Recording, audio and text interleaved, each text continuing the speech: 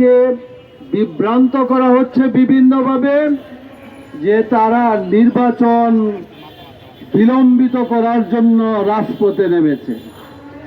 আমরা বলি আমরা ঘোষিত ফেব্রুয়ারিতে নির্বাচন চাই এবং নিম্ন কক্ষে আমরা পিআর চাই না।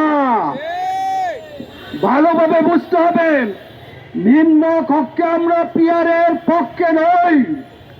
সুতরাং যারা বলে নির্বাচন বিলম্বিত করার জন্য ভারতীয় শক্তি মাঠে নেমেছে, আমরা বলতে চাই তোমরা আওয়ামী দুঃশাসনের পরে পরিত্যক্ত ভারতকে নিজেদের কবজায় নিয়ে তাদের প্রেসক্রিপশনে নির্বাচন করার জন্য দৌড়াচ্ছ। আমরা জনগণের কথা বলি, জুলাই গণঅভ্যুত্থানের শহীদদের প্রতি এবং জুলাই যোদ্ধাদেরকে আইনি স্বীকৃতি দিয়ে জুলাই সনদ অবিলম্বে স্বাক্ষর করতে হবে এবং কার্যকর করতে হবে।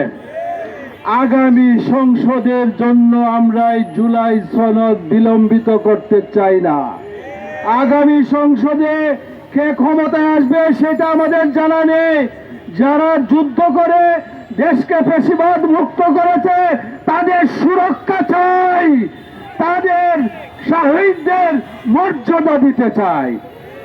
ভাইয়েরা আমার, খেলাফত মসজিদ সহ যারা আমরা মাঠে নেমেছি, আমরা এই নির্বাচনকে সুষ্ঠু নিরপেক্ষ নির্বাচন করার জন্য আমরা বদ্ধপরিকর। আমরা এই সরকার প্রতিষ্ঠিত হয়েছে কি করবেন? সংস্কার, তারপরে বিচার, নির্বাচন।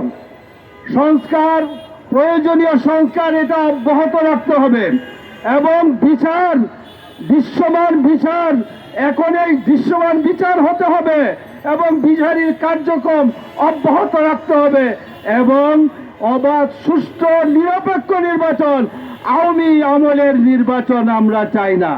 এখন যারা মনে করছেন সকল প্রশাসন আপনাদের মুষ্টির ভিতরে চলে আসছে আর তাদেরকে দিয়ে নিজেদের মতো করে গতবারের মতো 24-এর মতো নির্বাচন, 18-র মতো নির্বাচন, 14-র মতো নির্বাচন করে ক্ষমতায় আসতে চান, জনগণ সেই প্রত্যাশা পূরণ হতে দেবে না।